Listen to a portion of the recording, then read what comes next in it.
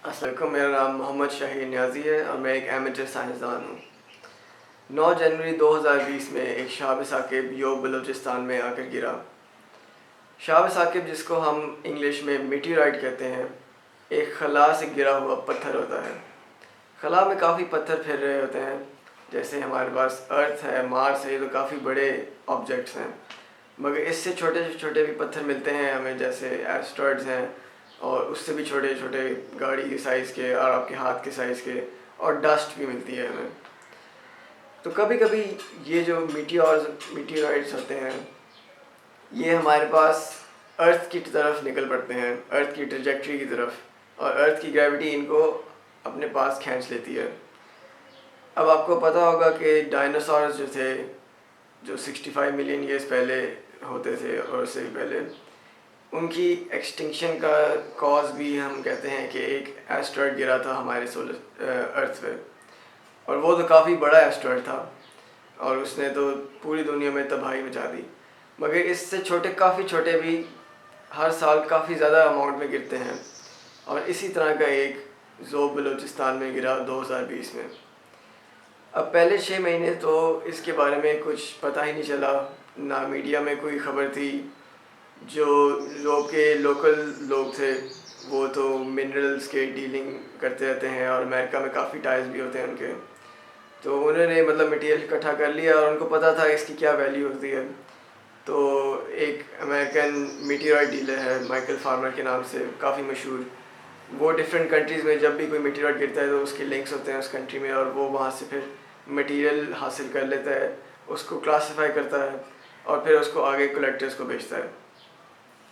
अब मुझे जब पता चला इसके बारे में कि एक आर्टिकल काफ़ी देर बाद, 6 महीने बाद एक आया, जिसका टाइटल था the mysterious case of Zhob meteorite, इस तरह का कुछ था।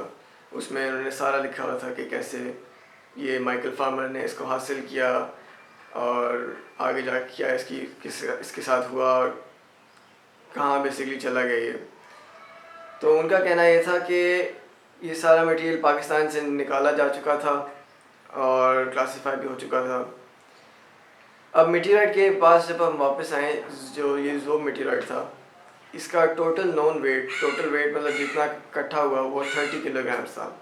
इसमें से कोई 18-19 अमेरिका चला गया और बाकी यहाँ पे ही मतलब कहीं पे गायब हो गया।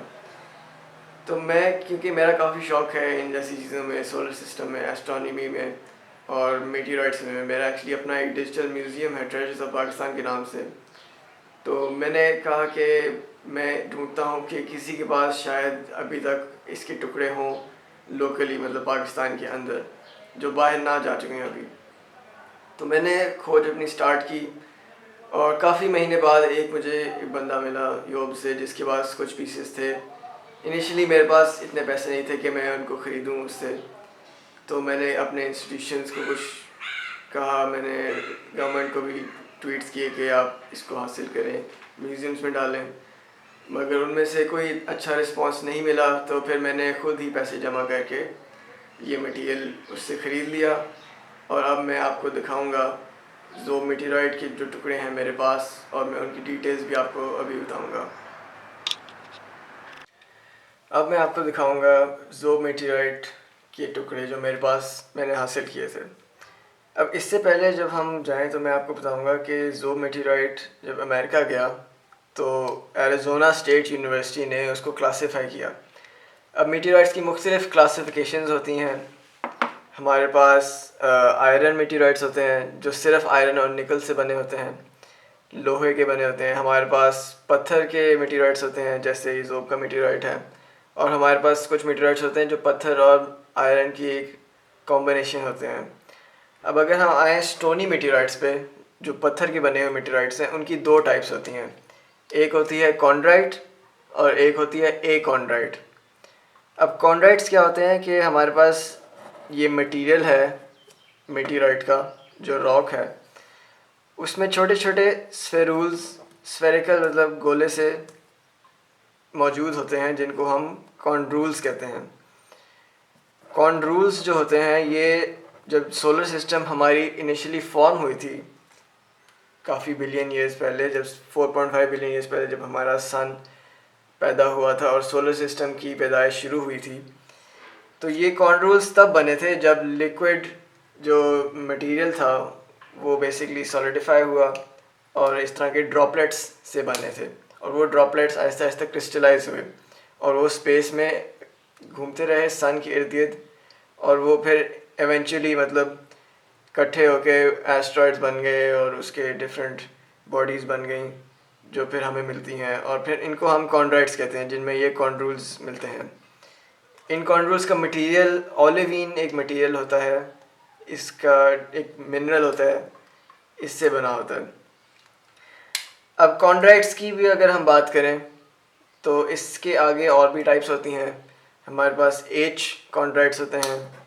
एच कॉन्ड्राइट्स का मतलब होता है high metal content. High metal इसमें, क्योंकि जितने भी मेटेराइट्स हमें मिलते हैं ए कॉन्ड्राइट्स के अलावा, वो उनमें कुछ ना कुछ परसेंटेज हमारे पास आयरन और निकल की होती है। जो एच कॉन्ड्राइट्स होते हैं उनमें काफ़ी ज़्यादा मेटल मिलता है हमें। फिर उसके बाद एल होता है हमारे पास। एल का मतलब है लो मेटल, उसमें थोड़ा सा और कम होता है। और फिर एल एल होता है जिसमें उससे भी ज़्यादा कम हो। जो अब ये जो सब टाइप्स हैं, इनकी आगे भी और टाइप्स होती हैं जो नंबर्स के हिसाब से होती हैं। तो हमारे पास जो ज़ोब मेटेराइट है, इसको जो क्लासिफाई किया था एरिज़ोना स्टेट यूनिवर्सिटी ने, उन्होंने H34 कॉन्ड्राइट इसको कहा। अब मैं आपको बताऊंगा कि ये 2 नंबर इसमें क्यों है। ये नंबर्स इसकी डिफरेंट रॉक की कॉम्पोजिशन से होती है। इसमें मैं डिटेल में नहीं जाऊंगा क्योंकि काफ़ी डिटेल सब्जेक्ट है ये, मगर मैं आपको बाद में जब सैम्पल दिखाऊंगा मैं आपको बताऊंगा कि ये 3 और 4 2 नंबर इस क्लासिफिकेशन में क्यों हैं। तो ये हो गया हमारी मेटेराइट की डिटेल के बारे में। अब ये कुछ छोटे पीसेस आपको नज़र आ रहे होंगे, ये वैसे फोकस शायद ना ही हो कैमरा में, चलो हो गया फोकस। तो ये आप देख सकते हैं कि इसमें एक ब्लैक सरफेस है और फिर इंटीरियर काफ़ी ब्राइट है। तो मैं आप बताऊंगा मेटेराइट कैसे हमारे अर्थ में दाखिल होता है और उस पर क्या प्रोसेसेस असर करती हैं।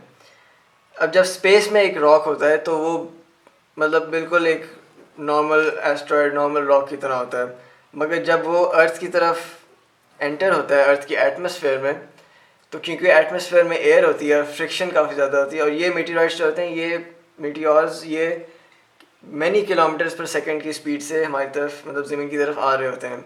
तो जब ये एटमॉस्फेयर में एंटर होते हैं तो रैपिड हीटिंग होती है इनकी और वेपराइजेशन होना शुरू हो जाती है। वेपराइजेशन के बाद क्या होता है कि इसकी जो आउटर सरफेस होती है उसमें बेसिकली क्रस्ट पैदा हो जाती है, इसको फ्यूजन क्रस्ट कहते हैं। इसकी एक काफ़ी मज़े की एनालॉजी मैंने बताई थी पहले भी एक इंटरव्यू में कि जैसे डबरोटी होती है, उसको हम जब बेक करते हैं तो उसकी आउटसाइड एक क्रस्ट बन जाती है और इंटीरियर उसका बिल्कुल वाइट होता है या ब्राउन, जो भी आपकी प्रेफरेंस होती है ब्रेड में। तो उसी तरह हमारे पास मेटेराइट्स में इसकी एक फ्यूजन क्रस्ट बन जाती है। अब मेरे पास इस डब्बे में एक काफ़ी बड़ा स्पेसिमेन पड़ा हुआ है। ये 125 ग्राम्स का पीस है और ये मैंने काफ़ी मतलब पैसे जमा करके इसको हासिल किया, और ये लार्जेस्ट पीस है अभी तक जो किसी प्राइवेट कलेक्शन में हो, पाकिस्तान में एटलीस्ट। तो ये आप देख सकते हैं, ये है हमारे पास ज़ोब मेटेराइट। इसको मैं फोकस, ठीक है, ये इस आप देख सकते हैं कि इसकी काफ़ी बड़ी फ्यूजन क्रस्ट है पूरी सरफेस के इर्द गिर्द। ये जितना भी काला काला है ये इसका फ्यूजन क्रस्ट है, और फिर इसका इंटीरियर आप देख सकते हैं फिर से ग्रे और हमारे पास ये वाइट मटेरियल है इसमें। तो ये आप देख सकते हैं कि इतनी मतलब एक प्रोमिनेंट डिफरेंस है कि हमारे पास आउटर जो जितनी भी सरफेस थी ये एयर की वजह से बर्न ऑफ होगी, वेपराइज हो गई, और जो इंटीरियर है जो इसकी ओरिजिनल हालत थी वो अभी तक इंटैक्ट है। अब जो फ्यूजन क्रस्ट होती है इसकी जो थिकनेस होती है ये मिलीमीटर्स में होती है। अगर हम जूम करें इसमें तो आप देख सकते हैं कि काफ़ी थिन लेयर है ये। तो ये भी एक आइडेंटिफिकेशन का क्राइटेरिया होता है मेटेराइट्स में कि कैसे आइडेंटिफाई करते हैं। एक तो देखते हैं कि फ्यूजन क्रस्ट है या नहीं, फिर उसके बाद और भी डिफरेंट सरफेस फीचर्स होते हैं, जैसे आप देखते हैं ये यहाँ पे एक डेंट सा बना हुआ है, इन डेंट्स को हम रेगमा ग्लिप्ट्स कहते हैं। ये भी जो वेपराइजेशन और मेल्टिंग हो रही होती है हवा में, एटमॉस्फेयर में, तो कुछ मटेरियल यहाँ पे लोकली उड़ जाता है, एब्लेशन होती है इसमें, जिसका मतलब है कि हाई वेलोसिटी एयर की वजह से यहाँ से मटेरियल थोड़ा सा ज़्यादा वेपराइज हो गया और बाकी से ज़्यादा हो गया और यहाँ पे एक खड्डा सा बन गया। इनको हम रेगमा ग्लिप्ट्स या थंब प्रिंट्स कहते हैं। अब ये जो एच कॉन्ड्राइट होता है, आप देख सकते हैं इसमें कि यहाँ पे ऑरेंज से निशान बने हुए हैं। अब ये जितना भी एक्सपोज्ड आयरन था वो रस्ट हो चुका है क्योंकि ये ज़मीन पे पड़ा रहा है थोड़ी देर, तो जो आउटर जो एक्सपोज्ड आयरन था वो रस्ट हो चुका है। इससे हमें पता चलता है कि ये एक मतलब इसमें आयरन कंटेंट है। अब इसमें आप देख सकते हैं कि आपको दो कलर के रॉक्स मिलेंगे। एक इसमें जो कलर आपको नज़र आ रहा है वो ग्रे है और दूसरा आपको कलर जो नज़र आ रहा है वो इसमें थोड़ा सा वाइटिश सा है। अब इसमें मैं वापस आते हैं इसकी जो डुअल क्लासिफिकेशन है 3 और 4 की। अब जो वाइट मटेरियल है और जो ग्रे मटेरियल है वो दोनों डिफरेंट हैं और ये एक मिक्सचर ऑफ ये 2 डिफरेंट मटेरियल्स है, इसलिए हमने इसको जब क्लासीफाई किया तो इसको 3-4 कॉन्वर्ट किया। एक इनमें से 3 का मटेरियल है H3 का और एक H4 का मटेरियल है। अब इसमें आपको अगर आप गौर से देखें और ये कैमरा भी फोकस कर ले सही तरह से, तो कुछ कॉन्ड्रूल्स भी नज़र आएंगे आपको, जो स्फेरूल्स मैंने आपको बताया था। तो इसमें कॉन्ड्रूल्स भी हमें मिलते हैं काफ़ी ज़्यादा अमाउंट में, जैसे यहाँ पे एक है काले रंग का, और अगर हम देखें कि यहाँ एक अजीब सा मटेरियल है, इसको हम कहते हैं, ये है ट्रॉयलाइट। अब ट्रॉयलाइट जो होता है TROILIT, troilite, this is an iron sulphide mineral, और ये मतलब स्पेस में ही ज़्यादा मिलता है, ये ज़मीन पे मतलब अर्थ पे इसकी ज़्यादा अबंडेंस नहीं है। तो इसकी अगर प्रेजेंस भी मिल जाए किसी रॉक में तो हम उसको मेटेओराइट के अंदर क्लासिफिकेशन कर सकते हैं। अब ये एक और पीस है मेरे पास जो मेटेओराइट का, ये सिर्फ इंटीरियर का फ्रैगमेंट है, मतलब जब गिरा होगा मेटेओराइट तो ये जब टूटा था तो सिर्फ ये एक पीस मतलब निकल आया और इसमें कोई फ्यूजन क्रस्ट नहीं है, मतलब ये एक प्रॉपर सिर्फ इंटीरियर का पीस है। तो इसको हम कह सकते हैं कि एक रिप्रेजेंटेशन है कि ये एस्टेरॉयड कैसा लगता था, जो ये पीस था, मतलब ये रॉक जब इस खला में था तो इसकी ओरिजिनल हालत कुछ इसी तरह थी। इसमें भी हम देख सकते हैं उसी तरह के स्ट्रक्चर्स हैं, आयरन के स्टेन्स भी हैं, ये यहाँ पे एक ब्लैक रंग का कॉन्ड्रूल भी है, और ये हम देख सकते हैं कि मतलब ये काफ़ी मज़े का एक मटेरियल है ज़ोम मेटेओराइट। काफ़ी लोगों को अभी तक मतलब इसका आइडिया नहीं है कि ज़ोम मेटेओराइट कब गिरा भी था या नहीं, और पाकिस्तान में मेटेओरिटिक्स जो स्टडी है मेटेओराइट्स की, उसकी भी फील्ड काफ़ी मतलब ऑलमोस्ट है ही नहीं कह सकते हैं। तो इस वीडियो का मकसद यही था कि मैं ज़ोम मेटेओराइट जो था इसके बारे में आपको आगाही दूँ, आपको इन्फॉर्मेशन दूँ कि इसकी जो डिफरेंट कॉम्पोजिशन थी क्या था और कब गिरा, क्या हुआ इसके साथ, और मेटेओराइट्स की स्टडी बेसिकली क्यों होती है। अब मेटेओराइट्स का फ़ायदा आप पूछ रहे होंगे कि इनका क्या फ़ायदा है, इन पत्थरों का, आप कलेक्ट करते हैं इन पत्थरों को तो इनसे क्या हमें हासिल होता है इन्फॉर्मेशन। अब जैसे मैंने आपको अर्लियर बताया कि कॉन्ड्रूल्स जो होते हैं सोलर सिस्टम का अर्लीस्ट मैटर होता है, जो सबसे शुरू में हमारे पास फॉर्म हुए थे ड्रॉपलेट्स, और फिर इसके बाद उसके आगे सारा कुछ मटेरियल बना।